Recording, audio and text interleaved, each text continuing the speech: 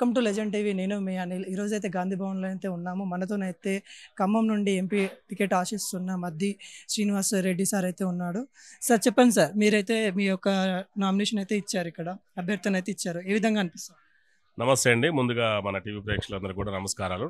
నా పేరు డాక్టర్ మద్ది శ్రీనివాస్ రెడ్డి, టీపీసీసీ రాష్ట్ర అధికార ప్రతినిధి. మాది ఖమ్మం జిల్లా పాలేరు నియోజకవర్గం. నేను ఎన్ఎస్వై నుంచి అంటే దాదాపు ఒక 34 ఇయర్స్ నుంచి, నా 12 ఏళ్ల వయసు నుంచి కూడా కాంగ్రెస్ పార్టీలోనే ఉన్నాను నేను. మరి 8th క్లాస్ నుంచి, మా ఊళ్ళో 8th క్లాస్ నుంచి కూడా ఎన్ఎస్వై నుంచి, యూత్ కాంగ్రెస్ నుంచి, మరి అదేవిధంగా లీగల్ సెల్ నుంచి వాళ్ళ కాంగ్రెస్ పార్టీకి వచ్చాను నేను. మరి రాష్ట్ర అధికార ప్రతినిధిగా గత 3 సంవత్సరాలుగా చేస్తున్నాను.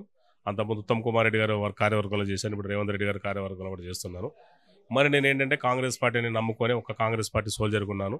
2018లో కానీ 2023లో కానీ నాకు 2 సార్లు కూడా ఎమ్మెల్యే టికెట్ పాలేరు నియోజకవర్గం చివరిదాకా వచ్చింది. కానీ నాకు అప్పుడు మిస్ అయినా కూడా నేను కాంగ్రెస్ పార్టీ ఒక అభ్యర్థిగా కష్టపడి పనిచేశాను. అదేవిధంగా 2021లో కూడా ఖమ్మం, నల్గొండ, వరంగల్ పట్టభద్రుల నుంచి కూడా నాది రాముల నాయక్ గారి పేరు ఢిల్లీ దాకా పోయింది. అప్పుడు టికెట్ రాకున్నా కూడా రాముల నాయక్ గారికి చేశాను నేను. ఇప్పుడు మా ఖమ్మం, మా పాలేరు నియోజకవర్గం మా ఖమ్మం జిల్లాలో ఉంది, మా హెడ్ క్వార్టర్. సో నేను ఇప్పుడు ఖమ్మంకి పార్లమెంట్ అభ్యర్థిగా నేను అప్లై చేసుకున్నాను. నాదేంటంటే ఇది బయోడేటా 32 సంవత్సరాలు నేను కాంగ్రెస్ పార్టీకి ఏం చేశానో ఇలా పూర్తి ఆధారాలతో సహా ఉన్నాయి. బహుశా నాకు తెలిసి ఒక భారతదేశ చరిత్రలో పూర్తి ఆధారాలతో బయోడేటా సమర్పించిన వ్యక్తులు నేనే కావచ్చు మేబీ. ఎందుకంటే పూర్తి ఆధారాలు ఎవరు కూడా ఏం దాచుకోకపోవచ్చు, పాపం వాళ్ళని ఏమో తప్పు పట్టలే. కానీ నా దగ్గర అప్పటి నుంచి ఇప్పటి వరకు కూడా పూర్తి ఆధారాలతో బయోడేటా తయారు చేశాను నేను. మరి అదేవిధంగా నేను తెలంగాణ రాష్ట్రంలో కూడా క్వాలిఫైడ్ లాయర్ని, M Com, LLB, LLM gold medalist, PhD, జర్నలిజంలో డిప్లొమా, నాది కంప్యూటర్లో డిప్లొమా. నేను అదేవిధంగా 2 గోల్డ్ మెడల్స్ తీసుకున్నాను. ఒక బుక్ కూడా రాస్తే ఇదే గాంధీ భవన్లో మరి గత 7 ఏళ్ల కింద ఉత్తమ్ కుమార్ రెడ్డి గారు కూడా ఓపెనింగ్ చేశారు. మరి అదేవిధంగా ఎన్సీసీ, బిఎన్సీ సర్టిఫికేట్ కూడా తీసుకున్నాను నేను. 40 సార్లు బ్లడ్ డొనేషన్ చేస్తే కూడా నాకు రాష్ట్ర గవర్నర్ నుంచి కూడా అవార్డు తీసుకున్నాను నేను. పలు రకాలుగా పెద్దవాళ్ళ నుంచి కూడా నేను అభినందనలు అందుకున్నాను నేను. సో కాంగ్రెస్ పార్టీకి ఆనాటి నుంచి ఈనాటి వరకు కష్టపడి పనిచేశాను నేను. నా జీవితం మొత్తం, నా యవ్వనాన్ని కానీ, నా క్యారీర్ కానీ, నా ఎడ్యుకేషన్, నా మొత్తాన్ని ఎవరైనా కూడా నేను కాంగ్రెస్ పార్టీ నేను ఈరోజు నేను ధారపోసానని కూడా చాలా స్పష్టంగా చెప్పగలను. ఎందుకంటే నేను పిహెచ్డి చేసినా కూడా, ఒక లాయర్ క్వాలిఫైడ్ అయినా కూడా నేను పార్టీకి రూపాయికై పేదలకు న్యాయ సాయం అనేది ఒక కార్యక్రమాన్ని ఆనాడు ప్రియతమ నేత రాజశేఖర రెడ్డి గారిని ఆదర్శం తీసుకొని కూడా ఆ కార్యక్రమాన్ని కూడా నేను చేపట్టాను. ఈ రోజు వరకు కూడా మన కాంగ్రెస్ పార్టీ వరకు ఒక్క రూపాయి తీసుకోకుండా నేను కేసులు చేస్తున్నాను. ఖమ్మం జిల్లాలో కానీ ఎక్కడైనా కూడా, ఎప్పుడు ఫోన్లు అడిగినా కూడా నేను ఎనీ టైం కూడా నేను వాళ్ళకి సర్వీస్ ఇస్తున్నాను. మరి ఇన్ని రకాల కార్యక్రమాలు కూడా నేను కాంగ్రెస్ పార్టీకి ఆనాటి నుంచి సుదీర్ఘకాలంగా నేను ఇందాక మీకు స్పష్టంగా చెప్పాను. నా క్యారీర్ని, యవ్వనాన్ని అన్నింటి కూడా నేను కాంగ్రెస్ పార్టీకి, నా భవిష్యత్తుని పణంగా పెట్టాను నేను.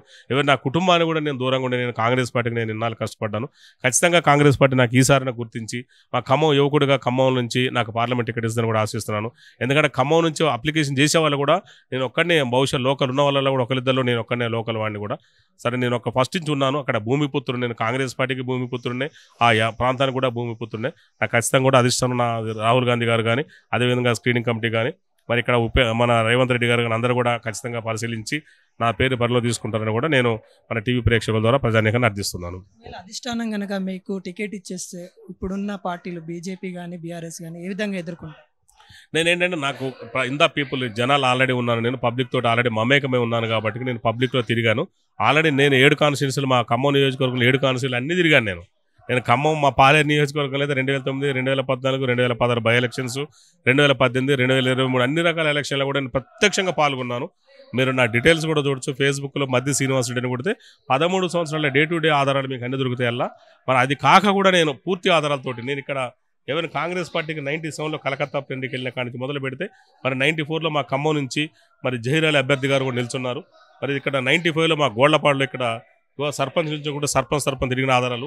అదేవిధంగా 97లో మరి ఆల్ ఇండియా ఇప్పుడు మహిళా కాంగ్రెస్ అధ్యక్షురాలు ఆల్కలాంబా కపూర్, అప్పుడు 97లో ఆల్ ఇండియా ఎన్ఎస్ఐ అధ్యక్షురాలు, నేనేమో మా రూరల్ మండలం ఖమ్మం అధ్యక్షురాలని. మరి బైరెడ్డి వెంకటరామరెడ్డి గారు మా జిల్లా ఖమ్మం జిల్లా అధ్యక్షుడు. మరి ఆ రోజు మేము 97లో మన హైదరాబాద్ వచ్చాము గాంధీ భవన్కి. కాంగ్రెస్ పార్టీ ఆ రోజు ఎన్ఎస్ఐ స్టేట్ లెవెల్ డెలిగేషన్ మీటింగ్కి. మరి ఆ రోజు మా జహీర్ అలీ గారు 94లో మరి కాంగ్రెస్ పార్టీ అభ్యర్థి నిల్చున్నారు. నేను ఆయన తరపున దాదాపు అంటే ఒక 15 ఏళ్ల వయసులో నేను ఆయన తరపున కూడా ప్రచారాన్ని తిరిగాను నేను.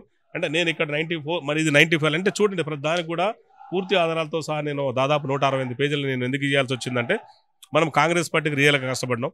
కాంగ్రెస్ పార్టీ కోసం మన అంత జీవితాన్ని నేను త్యాగం చేసిన. నాకు చాలా రకాల పార్టీల నుంచి ఆఫర్లు వచ్చినా కూడా నేను ఏ రోజు పోలేదు, పోను కూడా రేపు నాకు టికెట్ రాకపోయినా వచ్చినా కూడా నేను నా కాంగ్రెస్ పార్టీకి కష్టపడతా. రాహుల్ గాంధీని ప్రధానమంత్రికి చూడటమే నా లక్ష్యం. రేవంత్ రెడ్డి గారిని ముఖ్యమంత్రికి చూడాలనుకున్నా చూశాను నేను. రాహుల్ గాంధీని ప్రధానమంత్రి చేయడం నా జీవిత లక్ష్యం.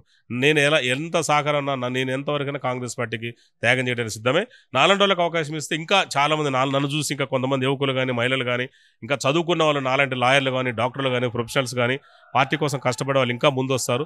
వాళ్ళందరూ కూడా ఎంకరేజ్ చేసినట్టు అవుతుంది. మనం చూసినట్టు బలమూరి వెంకట గారు కానీ మరి మా మహేష్ కుమార్ గౌడ్ అన్నకు కానీ వీళ్ళందరికీ కూడా టికెట్లు ఇచ్చారు. వాళ్ళందరూ కూడా ఎన్ఎస్యూ నుంచి వచ్చినారు. నేను కూడా ఎన్ఎస్యూ నుంచి యూత్ కాంగ్రెస్ నుంచి ఖమ్మం జిల్లా లీగల్ సెల్ 11 సంవత్సరాలు కన్వర్ చేసి ఇప్పుడు రాష్ట్ర అధికార ప్రతినిధిగా 3 సంవత్సరాలు ఫస్ట్ నుంచి కూడా కాంగ్రెస్ పార్టీలో ఉన్నా. నేను అందరూ పార్టీ గుర్తించుద్ది నన్ను ఈసారని నేను భావిస్తున్నాను. ఇంకోటి ఏంటంటే ఖమ్మం ప్రజలకు చేయాలనుకుంటే ఉన్న పనులు ఏంటి? ఖచ్చితంగా నాకు దాని మీద ఒక విజన్ ఉంది. ఎందుకంటే నేను అక్కడి నుంచి పుట్టాను, అక్కడ అన్ని ఎప్పుడు అక్కడే తిరుగుతున్నాను నేను. ఖచ్చితంగా మా ఖమ్మంలో చాలా వనరులు ఉన్నాయి. మాది ఏంటంటే mixed culture, Andhra Telangana mixed culture ఉంటుంది. మాకు నీటి వనరులు ఉన్నాయి. ఎందుకంటే పాలేరు మంచి జలాశయం మాకుంది. అదేవిధంగా అప్పుడు టూరిజం కూడా ఉంది. పాలేరు వరకు పన్నశాల వరకు కూడా టూరిజం ఉంది. ఆ టూరిజం కూడా డెవలప్ చేయొచ్చు. ముఖ్యంగా ఏంటంటే ఆంధ్ర నుంచి మాకు బాగా పెట్టుబడులు వస్తూ ఉంటాయి ఖమ్మానికి. మాకు రియల్ ఎస్టేట్ వ్యాపారం కూడా బాగుంది. అది కూడా మేము భార్యతను డెవలప్ చేస్తాం. ఖచ్చితంగా ఖమ్మాన్ని ఆర్థికంగా కానీ వ్యాపార పరంగా కానీ బాగా డెవలప్ చేయడానికి కూడా నాకుండే ప్లాన్ కూడా నాకున్నాయని కూడా ఈ సందర్భంగా తెలియజేస్తున్నాను. సందర్భంగా ఖమ్మం ప్రజలకు కానీ లేకుంటే ఎంపీ నియోజకవర్గ ప్రజలకు కానీ చెప్పాలనుకుంటే ఏం చెప్పారు? ఖచ్చితంగా కాంగ్రెస్ పార్టీ మాత్రమే ఈ దేశంలో సుస్థిత పాలన కొనసాగుతుందని ఖచ్చితంగా చెప్తున్నాం.